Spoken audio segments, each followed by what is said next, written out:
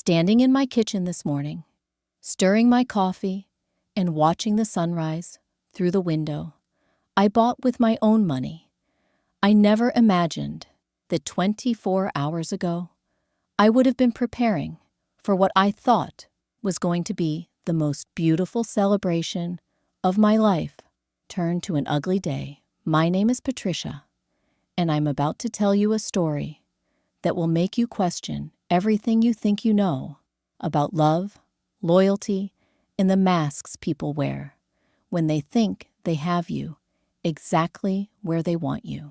Yesterday morning started like any other day in what I believed was my happy marriage. I woke up at 6:30, just like I had every morning for the past 15 years, and found my husband Marcus already gone from our bed. He had been leaving earlier and earlier for work lately, claiming his construction company needed him on site before dawn. I didn't question it, because that's what wives do, isn't it? We trust, we believe, we support our husbands, even when little voices in our heads whisper that something doesn't feel quite right. I spent that entire morning preparing for our anniversary party. 15 years of marriage deserved a celebration, or at least that's what I told myself as I cleaned every corner of the house that I had purchased with my own savings from 20 years of working double shifts as a registered nurse. The house that Marcus loved to tell everyone he had bought for us with his hard-earned money from his construction business. The house where I had allowed him to feel like the man, like the provider, like the one in control. You see, when we first got married, Marcus struggled with what he called his pride.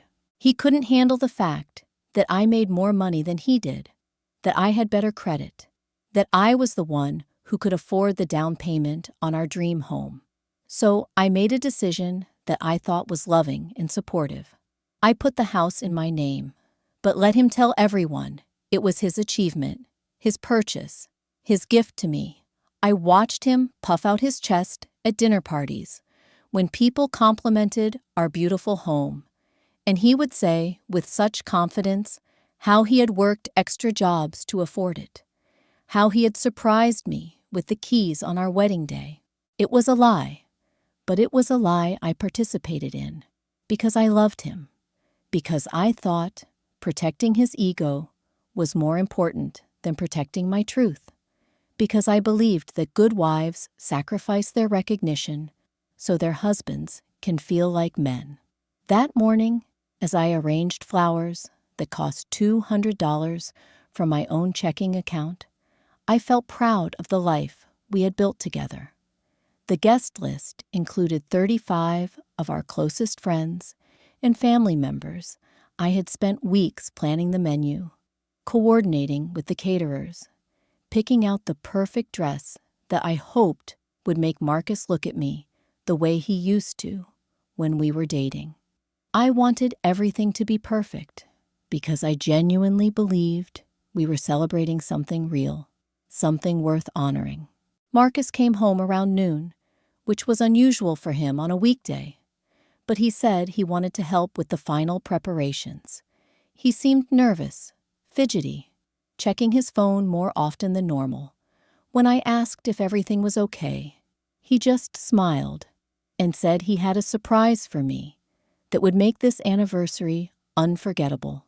Those words should have been romantic, but something in his tone made my stomach flutter with unease. The afternoon flew by in a blur of last-minute preparations. The caterers arrived at 3. The florist came to touch up the arrangements, and I spent an hour getting ready, choosing jewelry that Marcus had given me over the years, styling my hair in the way he always said he loved. I looked at myself in the bathroom mirror, the same mirror where I had applied makeup for countless date nights, family gatherings, and celebrations, and I felt hopeful about our future together. Our guests started arriving at 5:30, and the house filled with laughter, conversation, and the kind of warmth that comes from being surrounded by people who have watched your relationship grow over the years. My sister Denise was there with her husband, my best friend Monica from nursing school, Marcus's parents, his brother and sister-in-law, neighbors we had barbecues with every summer, co-workers who had become like family. Everyone was dressed beautifully, bringing gifts, offering congratulations, telling us how wonderful we looked together. I felt like the luckiest woman in the world. Marcus was charming and attentive, refilling drinks, telling stories, playing the perfect host. Several people commented on how happy we seemed, how strong our marriage appeared, how we were relationship goals for couples half our age. I soaked up every compliment, every kind word, every acknowledgement of what I believed was our successful partnership. The dinner was magnificent. The caterers had outdone themselves with Marcus's favorite dishes, alongside the elegant touches I had requested. Conversations flowed easily around our dining room table that seated 12, with additional guests comfortably arranged in our spacious living room.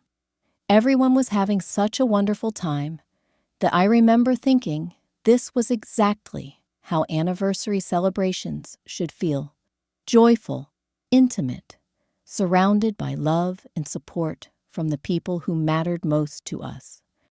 After dinner, as we moved back to the living room for dessert and more conversation, Marcus tapped his fork against his wine glass to get everyone's attention.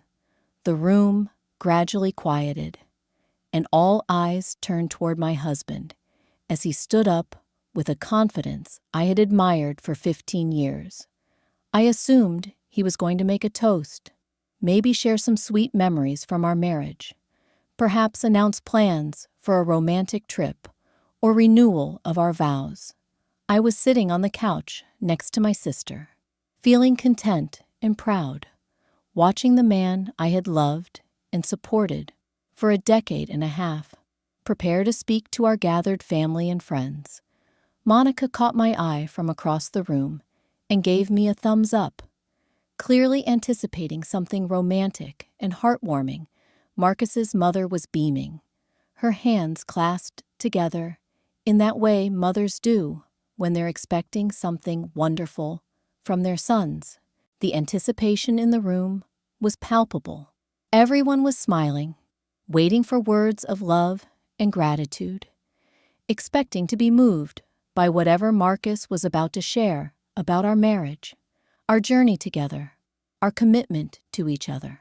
I felt my heart swell with affection as I looked at him standing there, still handsome at 43, still the man I had fallen in love with when we were both so young and full of dreams about the life we would build together. Marcus cleared his throat, looked around the room at all the faces turned toward him with such expectation and warmth, and then his eyes found mine. For just a moment, I saw something I couldn't quite identify in his expression. It wasn't love or gratitude or even nervousness about public speaking. It was something colder, more calculated, almost like he was steeling himself for what he was about to do. But I pushed that observation away because surely I was misreading the moment. Surely my husband of 15 years, surrounded by everyone we cared about, in the home I had provided for us, was about to honor our marriage and our commitment to each other. Surely the man who had kissed me goodbye that very morning and told me he loved me was about to make this anniversary celebration even more special, with words that would remind everyone why we had lasted so long together. The room was completely silent now, everyone waiting with the kind of respectful attention reserved for moments that feel significant and sacred. I could hear the grandfather clock in our hallway ticking, could see the soft glow of the candles I had lit throughout the house, could feel the warmth of my sister's hand as she reached over to squeeze mine in anticipation of whatever beautiful words were coming. Marcus took a deep breath, looked directly at me, and opened his mouth to speak. "Patricia," he said, his voice carrying a strange formality that cut through the warm atmosphere like ice water. "I have something important to say to everyone here tonight." I smiled up at him, still expecting romance, still believing in the fairy tale I had been living for 15 years. My sister squeezed my hand tighter, and I could see Monica leaning forward in her chair, probably already planning to ask me later about whatever sweet surprise Marcus was preparing to unveil. 15 years ago, I married a woman I thought would grow with me, Marcus continued, his tone becoming more distant with each word. I thought we would build something beautiful together, something that would last forever. The room remained attentive, but I started to notice subtle shifts in the energy. Marcus's mother's smile was becoming more uncertain. My best friend Monica was tilting her head slightly, the way she did when she was trying to figure out if something was wrong. Even the neighbors, who didn't know us as intimately, seemed to sense that this speech was taking an unexpected direction. "But sometimes," Marcus said, looking around the room before his eyes settled back on me, "sometimes people change. Sometimes what you thought was enough just isn't enough anymore." My heart started beating faster, though I still couldn't quite process what was happening. This didn't sound like anniversary celebration talk. This sounded like something else entirely, something that made my stomach twist with a dread I couldn't yet name. "Patricia has been a good wife," he continued, and the past tense of that sentence hit me like a physical blow. "She's worked hard, she's taken care of this house, she's been dependable and loyal." The room was becoming uncomfortably quiet now. I could see people exchanging glances, confusion replacing the warm anticipation that had filled the space just moments before Marcus's brother was frowning, clearly as bewildered as everyone else about where this speech was heading. "But a man has needs," Marcus said, his voice gaining strength, as if he was convincing himself of something. "A man deserves to feel excited about coming home. A man deserves to look at his wife and feel his heart race, to feel proud when other men look at what he has." I felt like I was watching this scene from outside my own body. Surely this wasn't happening. Surely my husband wasn't standing in our living room, surrounded by our family and friends, saying these things about me, about us, about our marriage. This had to be some kind of nightmare, some stress-induced hallucination brought on by too much party planning. "The truth is," Marcus continued, and I could see him gaining momentum now, as if he had rehearsed these words, "I've realized that I married Patricia when we were both young, and I convinced myself that compatibility and stability were enough. But they're not enough. Not anymore." My sister's hand in mine had gone completely still. Monica was staring at Marcus with her mouth slightly open, clearly as shocked as I was. The caterers, who had been quietly cleaning up in the kitchen, had stopped what they were doing and were watching this unfold with the horrified fascination of people witnessing a car accident. "I want more than stability," Marcus said, his voice now carrying a cruel confidence that I had never heard before. "I want passion. I want excitement. I want to come home to someone who makes me feel like a man in every way that matters." The silence in the room was deafening now. Nobody was smiling anymore. Nobody was leaning forward with anticipation. Everyone was sitting frozen, trying to process what they were witnessing, trying to understand how a 15th anniversary celebration had turned into this public execution of a marriage. "I've found that excitement," Marcus announced, and those 4 words landed in the room like a bomb. I've found someone who makes me feel alive again. Someone who appreciates what I have to offer.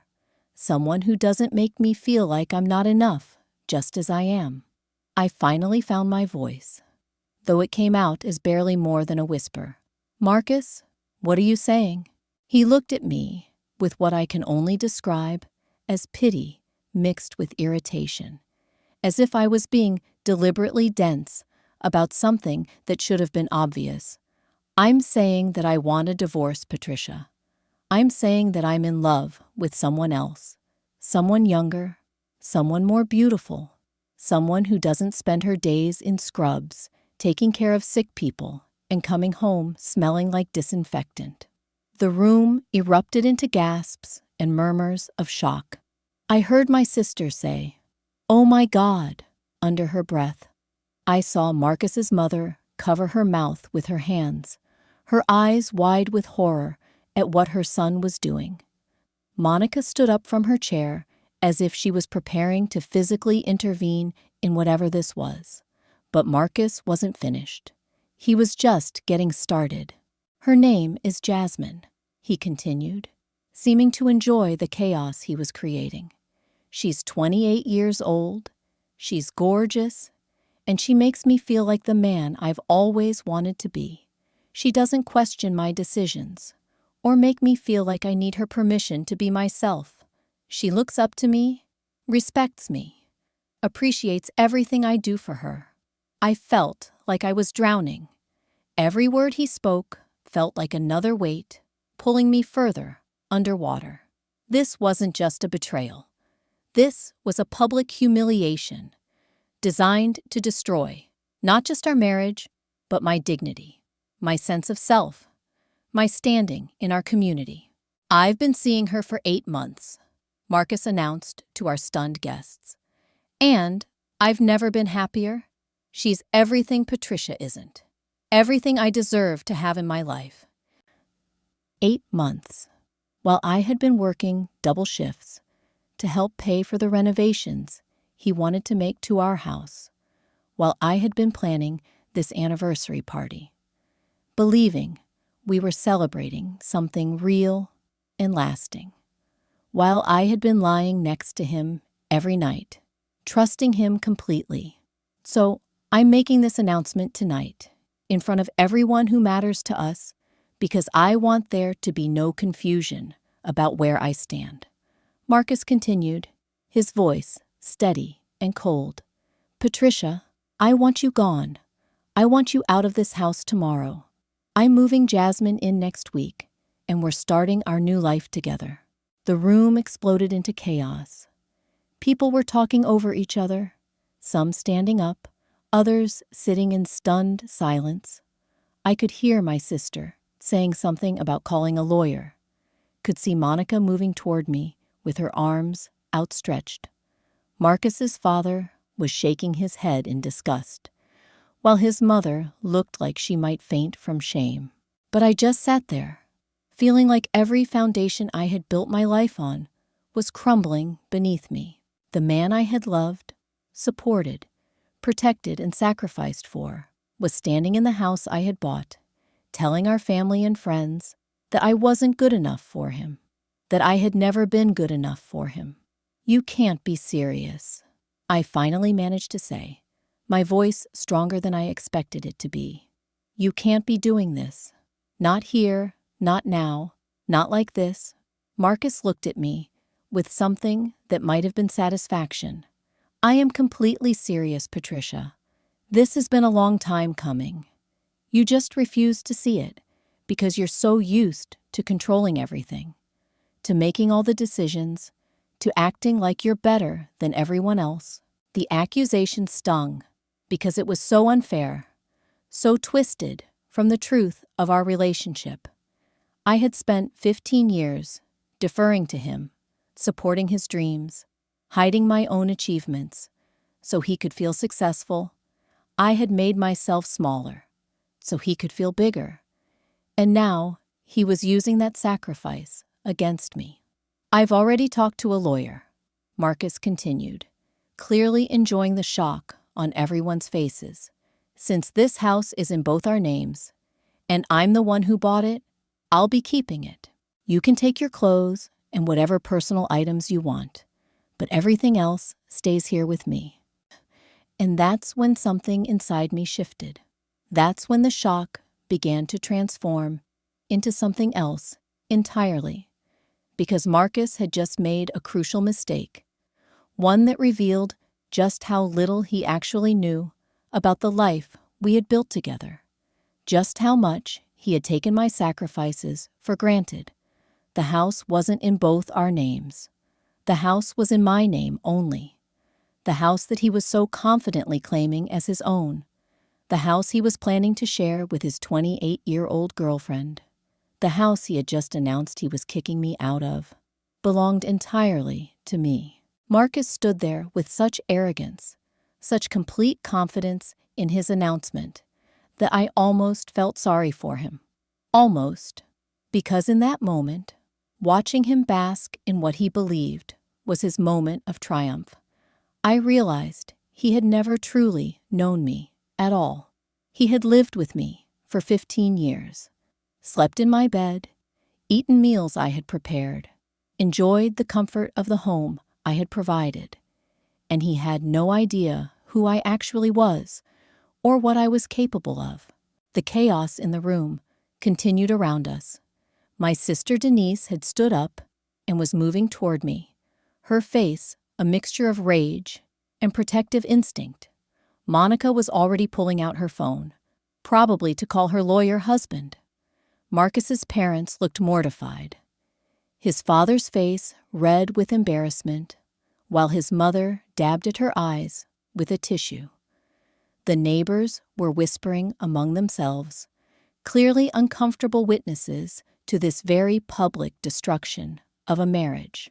But I remained seated, my hands folded in my lap, watching my husband continue to dig himself deeper into a hole he didn't even realize he was creating.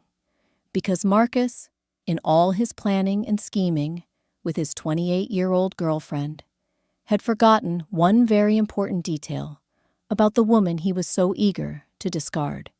"You seem very confident about keeping this house," I said quietly, my voice cutting through the noise in the room like a knife through butter. Everyone turned to look at me, surprised by the calmness in my tone. Marcus nodded, that same satisfied smirk playing around his lips. "Of course I'm keeping it," he replied. "I bought this house. I've been paying the mortgage for 15 years. I've put my blood, sweat, and tears into making it a home. You think I'm just going to walk away from everything I've built?" There it was, the lie he had been telling for so long that he had started to believe it himself. The story he had crafted so carefully, repeated so many times to so many people, that it had become his reality. Marcus genuinely believed he had bought this house. He had convinced himself so thoroughly of his own fabrication that he had forgotten the truth entirely. I looked around the room at all the faces staring at us, waiting to see how this nightmare would unfold. These were people who had heard Marcus tell the story of buying our house dozens of times over the years. They had listened to him describe working double shifts, saving every penny, surprising me with the keys on our first anniversary. They had watched him accept congratulations on his hard work and financial success. They believed his version of events because I had never corrected it, never claimed credit for my own achievements. "Marcus," I said, standing up slowly and smoothing down my dress, the same dress I had chosen so carefully that morning when I still believed we were celebrating something beautiful. "I think you might want to sit down for what I'm about to tell you." He laughed, actually laughed, as if I was being dramatic for no reason. "Patricia, please don't make this harder than it needs to be. Everyone here knows I bought this house. Everyone here knows I've been the provider in this family. Just accept reality and make this transition easier for both of us." The condescension in his voice, The way he spoke to me, like I was a child, having a tantrum, finally broke through the shock that had been protecting me from the full impact of his betrayal. This man, this person I had loved and supported and sacrificed for, was not just leaving me for another woman. He was trying to steal my home, my security, my future, while humiliating me in front of everyone we knew. Reality, I repeated, tasting the word like it was something bitter. You want me to accept reality, Marcus? Let me tell you about reality. I walked over to the mantelpiece, where we kept important documents in a decorative box that had been a wedding gift from his grandmother. Marcus watched me with growing confusion as I opened it and pulled out a folder I hadn't touched in years. The folder containing the deed to our house, the mortgage documents, the insurance papers, all the legal proof of ownership that I had carefully filed away 15 years ago. Reality is that this house, I said, holding up the deed for everyone to see, is not in both our names, as you just claimed. Reality is that this house is not in your name at all. The room went completely silent. Even the caterers had stopped moving, frozen in place as they watched this drama unfold. Marcus's confident expression began to falter as he stared at the papers in my hand. Reality is, I continued, my voice getting stronger with each word, that I bought this house with my own money, my down payment, my credit score, my signature on every single document, my name on the deed, the mortgage, the insurance, the tax records, everything. Marcus's face had gone pale. He was shaking his head slowly, as if he could make my words untrue through sheer denial. That's not possible, he said weakly. I bought this house. I remember signing the papers. You remember me letting you believe you bought this house. I corrected him. You remember me standing by, quietly, while you told everyone how hard you worked to afford it. You remember me protecting your pride by never correcting your story, even when it meant giving up credit for the biggest financial achievement of my life. I could see the moment reality began to sink in for him. The moment he remembered the conversations we had had all those years ago about his feelings of inadequacy, about his struggle with making less money than me, about his need to feel like the man of the house. The moment he remembered how I had offered to handle the house purchase quietly, to let him take the credit publicly, to make him feel better about our financial disparity. But I've been paying the mortgage, he said desperately, grasping for any foothold in his crumbling story. I've been making the payments for 15 years. You've been contributing to household expenses, I replied calmly. I've been making the mortgage payments from my account, just like I've been paying for the insurance, the property taxes, the maintenance, the renovations you wanted. Your contributions helped with groceries and utilities, which I appreciated, but they never covered even half of what it actually costs to own this home. The truth was spreading through the room like ripples in a pond. I could see people's faces changing as they processed this information, as they remembered all the times Marcus had bragged about his real estate prowess, all the times he had accepted praise for providing such a beautiful home for his family. Monica was nodding slowly, a look of understanding dawning on her face.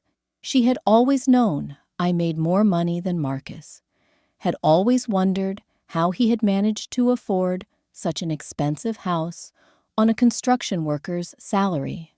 My sister Denise looked furious, probably remembering all the times she had bitten her tongue when Marcus acted like he was doing me a favor by letting me live in his house. So, when you say you want me gone by tomorrow, I continued, walking closer to where Marcus stood, frozen in shock, what you're actually saying is that you want the legal owner of this house to vacate her own property so that you and your girlfriend can live here, rent-free.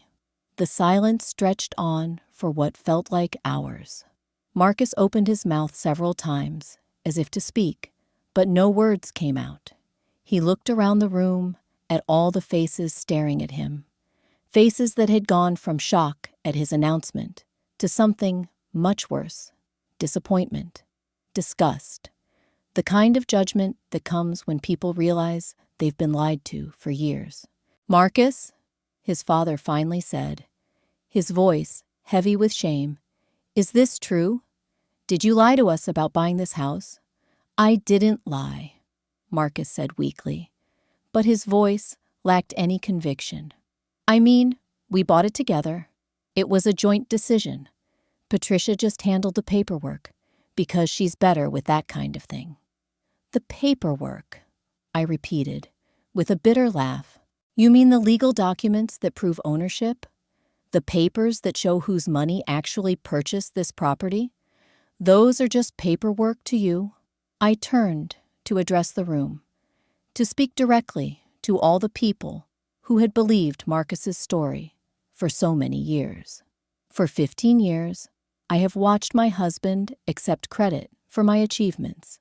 I have listened to him tell the story of how hard he worked to buy this house, how he surprised me with it, how proud he was to provide this kind of security for his family. And I said nothing because I thought protecting his ego was more important than protecting my truth. Marcus was looking around desperately now, searching for support from someone, anyone in the room. But his parents were staring at the floor in shame. His brother was shaking his head in disgust.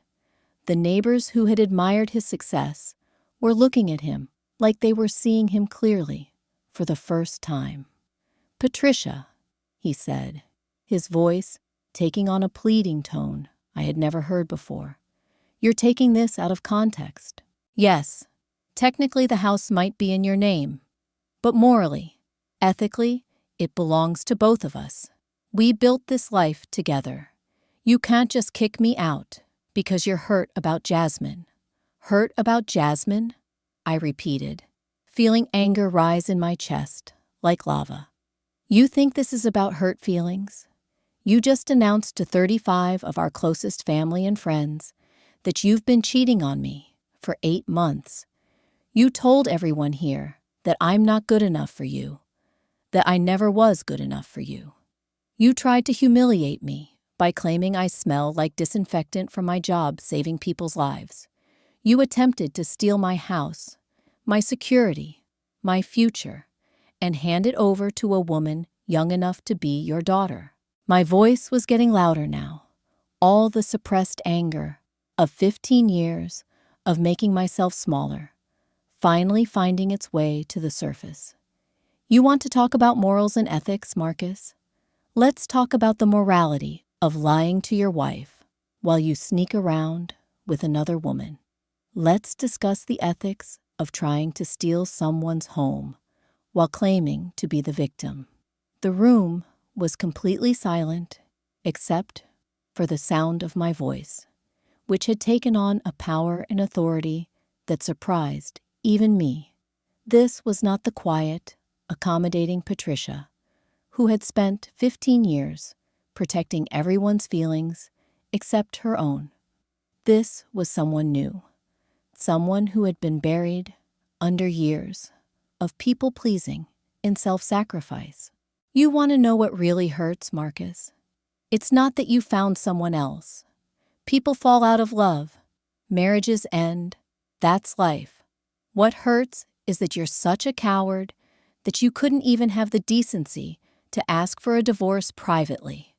What hurts is that you thought so little of me, respected me so little, that you believed you could publicly humiliate me and steal my property, and I would just quietly disappear." Marcus was backing away from me now, as if my words were physical blows. "Patricia, please, can we discuss this privately? Can we work something out? I don't want to fight about the house." "Oh, but you did want to fight about the house," I replied coldly. You wanted to fight about it in front of everyone we know. You wanted to announce that you were keeping it, and I was leaving. You wanted to make sure everyone understood that you were the successful one, the provider, the one in control. I turned back to our guests, who were watching this unfold, with the kind of fascination reserved for watching someone's entire world collapse in real time. I want everyone here to understand something very clearly. Marcus is not keeping this house because Marcus does not own this house. Marcus will be the one leaving, and he'll be doing it much sooner than tomorrow. The transformation in the room's energy was palpable. What had started as Marcus's moment of triumph had become his complete and utter downfall. The man who had stood up 20 minutes ago with such confidence, ready to publicly discard his wife and claim his prize, now looked like he wanted to disappear into the floor. But I wasn't done. Not even close. Because 15 years of silent support, of hidden sacrifices, of protecting someone else's ego at the expense of my own truth, had created a debt that was finally coming due. And Marcus, in his arrogance and cruelty, had just provided me with the perfect opportunity to collect. I walked over to where Marcus stood, his face now drained of all color, and I could feel something shifting inside me that had been dormant for far too long. The woman who had spent 15 years tiptoeing around his feelings, protecting his reputation, making excuses for his shortcomings, was finally stepping aside to make room for someone much stronger. You know what the funny thing is, Marcus? I said, my voice carrying a calmness that seemed to unnerve him more than shouting would have. I actually feel sorry for Jasmine. This poor 28-year-old girl has no idea what she's getting herself into. She thinks she's won some kind of prize, but what she's actually done is tied herself to a man who lies so effortlessly that he convinces even himself of his own fabrications. Marcus tried to interrupt, but I held up my hand, and for the first time in our marriage, he actually stayed quiet when I told him to. She thinks she's getting a successful businessman who owns this beautiful house. She probably admires your work ethic, your financial stability, your maturity. But what she's actually getting is a middle-aged man who has been living off his wife's generosity for over a decade, who has no idea how to manage real adult responsibilities, who has never actually owned anything significant in his entire life. I could see people in the room nodding slowly as they began to understand the full scope of what had been happening. My sister Denise looked like she wanted to jump up and start applauding. Monica had her phone out and was frantically typing what I assumed were notes about everything she was witnessing. When Jasmine finds out that the house she thought was yours actually belongs to your soon-to-be ex-wife, how do you think that's going to affect her feelings for you? When she realizes that all those stories you've been telling her about your success and your achievements were complete lies, how do you think that's going to impact her respect for you? Marcus's jaw was working, like he wanted to say something, but he seemed to realize that anything he said would only make his situation worse. His parents were still staring at him with expressions of profound disappointment, and I could see his mother whispering something to his father that made him shake his head in disgust. And what about when she finds out about your other little secrets, Marcus? The ones I've been keeping for 15 years because I thought protecting your dignity was more important than protecting myself. Now he looked genuinely panicked. Patricia, don't do this. Please. We can work this out. We don't need to air our private business in front of everyone. Our private business? I laughed, and it was a sound I barely recognized coming from my own throat. You mean like how you just aired our private business when you announced your affair and tried to steal my house? You mean like how you just told 35 people that I'm not attractive enough for you, that I'm not exciting enough, that I smell like my job? The room was so quiet you could hear a pin drop. Everyone was hanging on every word, watching this man who had seemed so confident and in control, just minutes earlier completely fall apart as his lies crumbled around him. You want to talk about private business, Marcus? Let's talk about how you've never been able to satisfy me in the bedroom, not once in 15 years of marriage. Let's discuss how I've been faking every single response, every moan, every moment of apparent pleasure, because I didn't want to hurt your feelings about your obvious inadequacies. The gasp that went through the room was audible. Marcus's face went from pale to bright red, and I could see several of our male guests shifting uncomfortably in their seats. His brother was staring at the floor like he wanted to be anywhere else on earth. "Patricia, stop," Marcus pleaded, but his voice was weak, defeated. "Please don't do this." "Don't do what, Marcus? Tell the truth? Isn't that what tonight has been about? Truth-telling? You told everyone here your truth about how unsatisfied you are with me. Now I'm sharing my truth about how unsatisfied I've been with you." I turned to address the room again, feeling more powerful and more authentic than I had in years. "Ladies, how many of you have spent years protecting a man's ego by pretending he was better at things than he actually was? How many of you have made yourselves smaller so your husband could feel bigger?" Several women in the room nodded, including my sister and Monica. Even Marcus's sister-in-law was nodding, though she looked embarrassed to be doing it in front of her husband. "Well, I want you all to know that it's exhausting, it's soul-crushing, and it's completely pointless because eventually the truth comes out anyway. The only difference is that when you finally stop pretending, you've wasted years of your life living a lie." Marcus tried one more time to regain control of the situation. "Everyone, please. This is between Patricia and me. This is just emotions running high.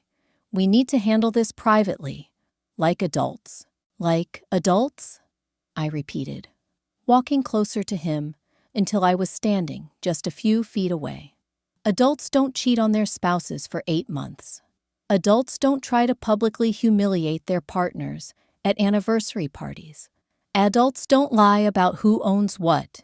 In their marriage, you gave up your right to be treated like an adult the moment you decided to act like a spoiled child who throws tantrums when he doesn't get his way." I could see that some of our guests were starting to look uncomfortable with how thorough my demolition of Marcus's reputation was becoming. My mother-in-law kept glancing toward the door like she was considering leaving. The neighbors were whispering among themselves, probably wondering how they were going to face us in the future. But I wasn't finished. Not by a long shot. "You know what else is funny, Marcus? All those times you complained about money, about how we needed to budget more carefully, about how we couldn't afford the things you wanted. Do you remember telling me just last month that we couldn't afford to renovate the kitchen because money was too tight?" He nodded reluctantly, probably wondering where I was going with this. "Well, it turns out money wasn't too tight at all. I've been supporting your girlfriend's lifestyle for the past 8 months without even knowing it.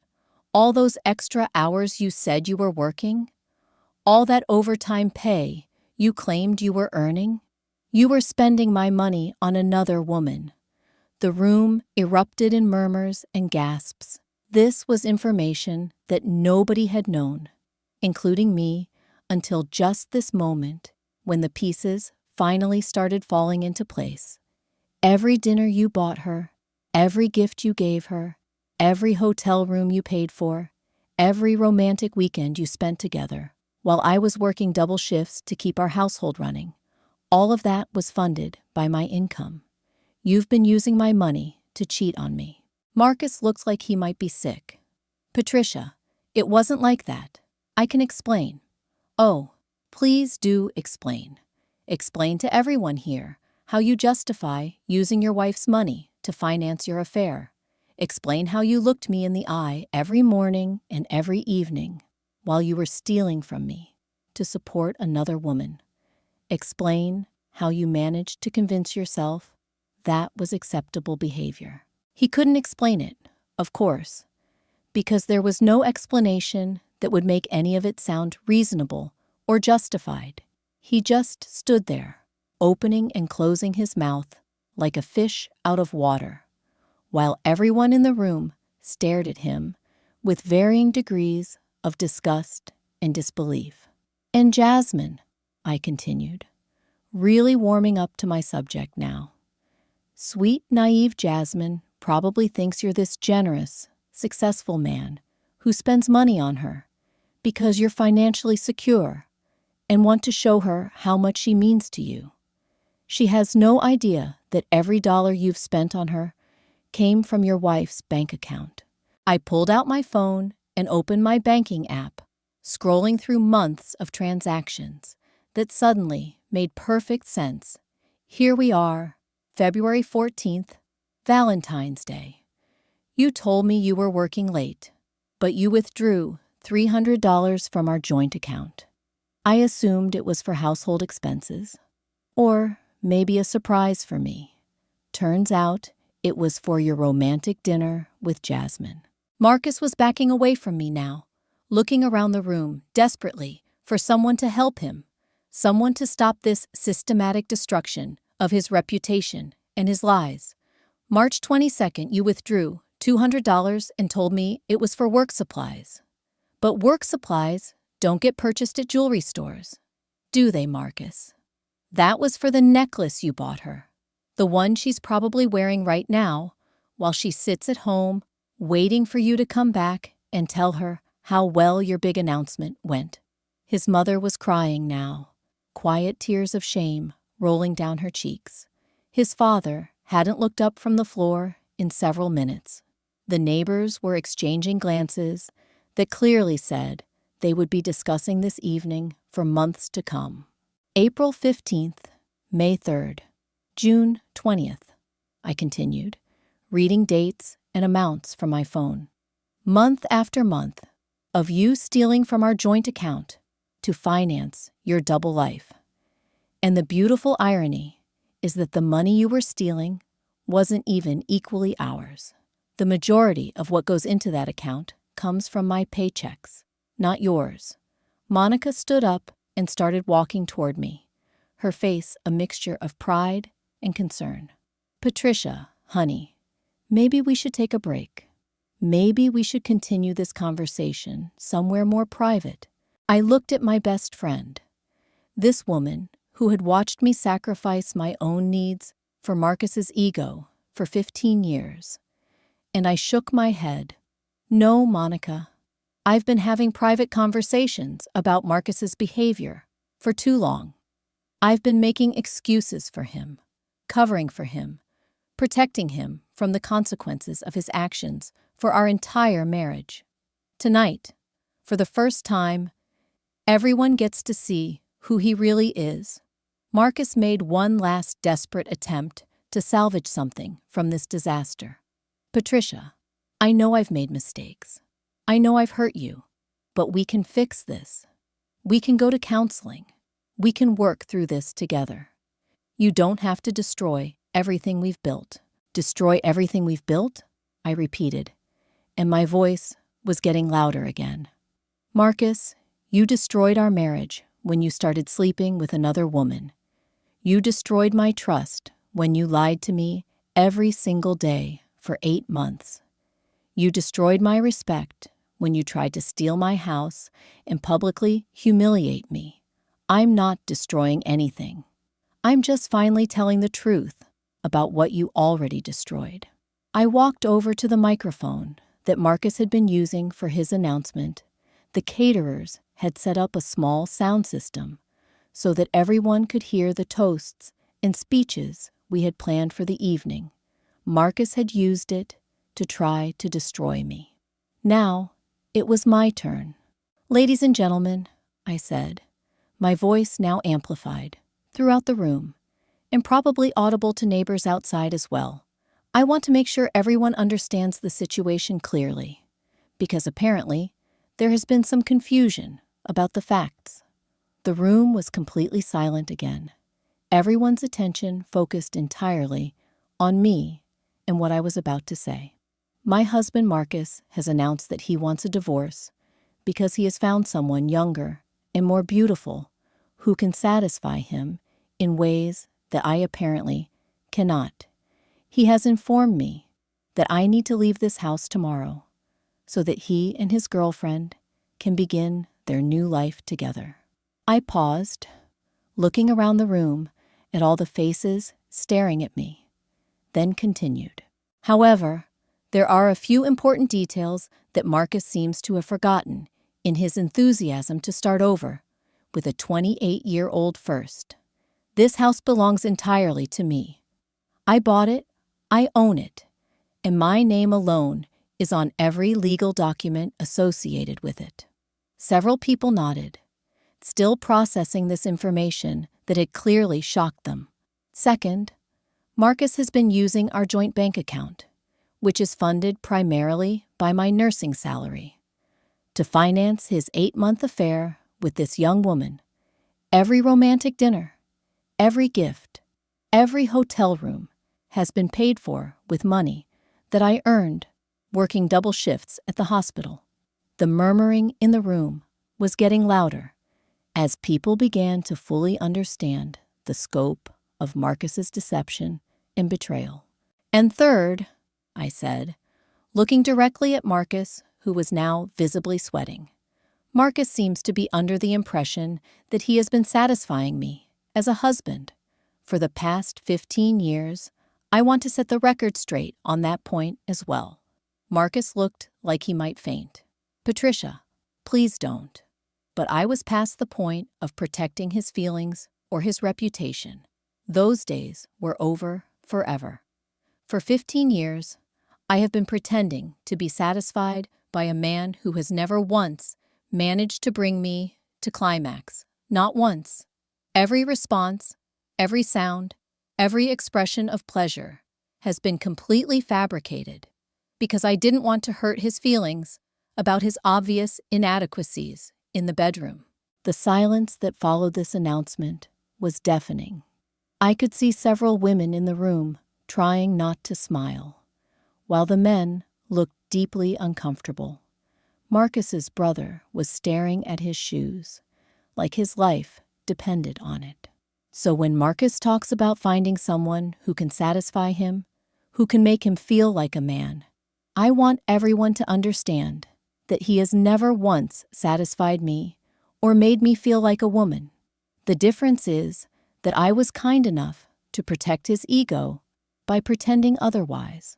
Marcus was backing toward the door now, clearly desperate to escape the situation that had spiraled so far beyond his control. "I'm leaving," he announced weakly. "I don't have to listen to this." "Oh, but you do have to listen to this," I replied, still speaking into the microphone. "Because you started this conversation, Marcus. You opened this door when you decided to publicly humiliate me. Now you get to hear what the person you've been lying to and stealing from actually thinks about you." I set the microphone down and walked toward him, and I could see genuine fear in his eyes now. Not fear that I would hurt him physically, but fear of what else I might reveal, what other truths I might share that would completely destroy whatever was left of his reputation. "You want to leave? Perfect. Pack your things tonight and get out of my house. Take whatever clothes and personal items belong to you, but everything else stays here, because everything else was purchased with my money." Marcus tried to regain some dignity. "I have rights, Patricia. I can't just be thrown out with no notice. There are laws about this kind of thing." You're absolutely right, I agreed. There are laws. There are laws about adultery. There are laws about financial fraud. There are laws about stealing from joint accounts. Should we discuss those laws, Marcus? Should we talk about what happens to people who commit those crimes? His face went pale again. Clearly, he hadn't thought through the legal implications of his actions any more than he had thought through the social implications. I'll give you until Sunday to get your things and get out, I said generously. That's more consideration than you showed me when you announced I had to be gone tomorrow. And Marcus, when you tell Jasmine about how tonight went, make sure you mention that the house she thought she was moving into actually belongs to me. I'm curious to see how long your relationship lasts once she realizes you've been lying to her about your financial situation, just like you've been lying to everyone else. The party was clearly over. People were starting to gather their things and head toward the door, though many were stopping to speak with me privately. The women, especially, seemed to want to offer support and express their admiration for how I had handled the situation. My sister Denise was the first to reach me after I stepped away from the microphone. "Patricia, I am so proud of you," she said, wrapping me in a fierce hug. "I have been waiting 15 years for you to stand up to him like that. 15 years of watching him take credit for your achievements and treat you like you were lucky to have him." Monica was right behind her, tears streaming down her face. "Girl, that was the most incredible thing I have ever witnessed. I cannot believe you kept all of that to yourself for so long. The house, the money, the bedroom situation, all of it. How did you stand it?" "I don't know," I admitted, feeling suddenly exhausted now that the adrenaline was wearing off. "I guess I convinced myself that keeping the peace was more important than keeping my dignity. I thought protecting his feelings was what good wives were supposed to do." Marcus's mother approached us hesitantly, her face red with embarrassment and shame. "Patricia, I don't know what to say. I had no idea. None of us had any idea about any of this. I'm so ashamed of my son's behavior, and I'm so sorry for what he put you through tonight." I could see that she was genuinely distressed, and despite everything, I felt sorry for her. "Mrs. Henderson, this isn't your fault. You raised him the best you could. Sometimes people just make choices that disappoint everyone who loves them." She nodded gratefully and then looked around to make sure Marcus couldn't hear what she was about to say. "Patricia, I want you to know that no matter what happens with the divorce, you will always be family to us. What Marcus did tonight was unforgivable, and we will not be supporting him in this foolishness with this young girl." Her words meant more to me than I could express. I had been so focused on losing Marcus that I hadn't even thought about losing his family too, people who had become like parents to me over the past 15 years. The caterers were quietly cleaning up around us, probably grateful that the drama had ended and they could finish their work. I made a mental note to give them an extra large tip for having to witness and work through such an uncomfortable situation. As the last of the guests filtered out, offering hugs and words of support, I found myself alone in the living room with Denise, Monica, and the remnants of what was supposed to have been a celebration of my marriage. The irony wasn't lost on me that this room, which had been filled with love and warmth just hours earlier, now felt like a crime scene. "What are you going to do now?" Denise asked, helping me blow out the candles that were still burning throughout the house. "I honestly don't know," I replied. "I never planned for this. I never even imagined this could happen. I thought we were happy. I thought he loved me. I thought we were celebrating 15 years of building something together. Monica sat down on the couch and patted the cushion next to her. "Come here, honey. Let's talk about what happens next." As I settled next to my best friend, I realized that for the first time in 15 years, I had no idea what my future looked like. But strangely, instead of terrifying me, that uncertainty felt almost liberating. For the first time in decades, my life was entirely my own to shape and direct. The woman who had woken up that morning, believing she was in a happy marriage, was gone forever. In her place was someone I was just beginning to meet. Someone who had finally learned that protecting herself was just as important as protecting others. And as I sat there, surrounded by the ruins of my anniversary party, I realized that tonight hadn't been the end of my story. It had been the beginning of a completely new chapter, one where I would never again make myself smaller, so that someone else could feel bigger. The real Patricia was just getting started. Getting started. Marcus had left the house that night with whatever dignity he could scrape together, which wasn't much considering 35 people had just witnessed the complete demolition of his carefully constructed lies. I watched through my bedroom window as he loaded his truck with garbage bags full of clothes, his movements quick and furtive, like a thief trying to escape before dawn. He never once looked back at the house, never once glanced up at the window where I stood, watching the final chapter of our marriage play out in my driveway. By Sunday afternoon, he was gone completely, leaving behind only the faint smell of his cologne in the bathroom and a few forgotten items he was apparently too embarrassed to come back for.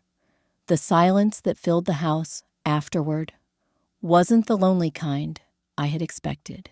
It was peaceful, like the quiet that settles over everything after a violent storm has finally passed. Monica and Denise had stayed with me through those first few days, taking turns sleeping on my couch and making sure I ate actual meals instead of just coffee and whatever leftovers the caterers had packed up from the anniversary party that never was. They were worried about me falling apart, about having some kind of breakdown now that the adrenaline had worn off and reality was setting in.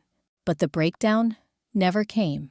Instead, what came was a clarity I hadn't experienced in years, maybe decades. Every morning I woke up and remembered that I didn't have to tiptoe around anyone's feelings.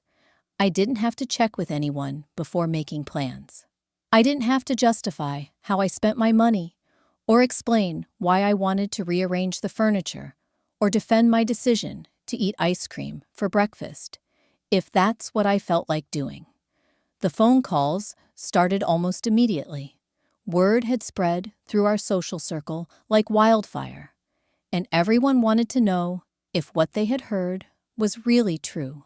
Had Marcus really announced his affair at our anniversary party? Had he really tried to steal my house? Had I really exposed all his secrets in front of everyone we knew? Most of the calls were supportive. Women I barely knew were reaching out to tell me how inspired they were by my courage, how they wished they had the strength to stand up for themselves the way I had. Some shared their own stories of husbands who took credit for their achievements, who diminished their contributions, who made them feel like they should be grateful for whatever scraps of affection they received. But there were other calls too. Marcus's friends, mostly, and a few family members who thought I had gone too far, who believed that private matters should stay private, regardless of how badly he had behaved. They suggested I had been cruel, vindictive, that a good woman would have handled the situation with more grace and discretion. Those calls bothered me at first, until I realized what they were really saying.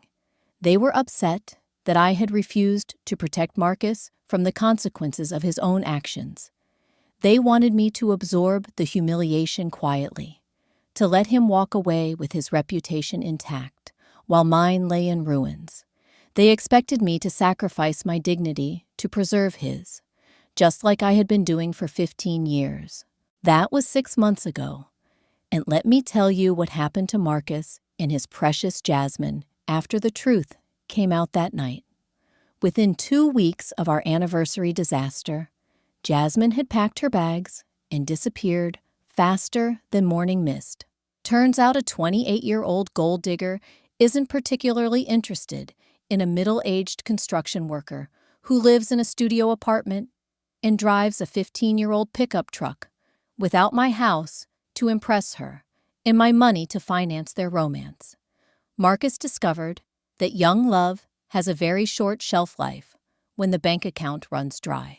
He tried calling me dozens of times those first few months, begging me to take him back, promising he had learned his lesson, swearing that Jasmine meant nothing to him. But I had learned something too. I had learned that my peace of mind was worth more than any apology he could offer. I had learned that some bridges, once burned, should stay that way because they only led to places that were never good for you in the first place.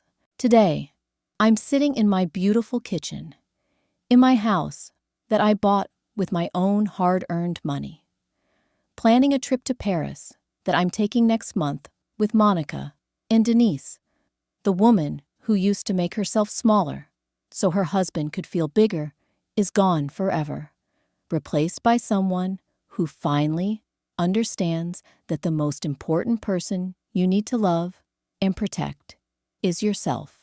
If my story resonates with you, if you've ever found yourself sacrificing your truth to protect someone else's ego, I want you to know that it's never too late to reclaim your power. Sometimes the end of one story is just the beginning of a much better one.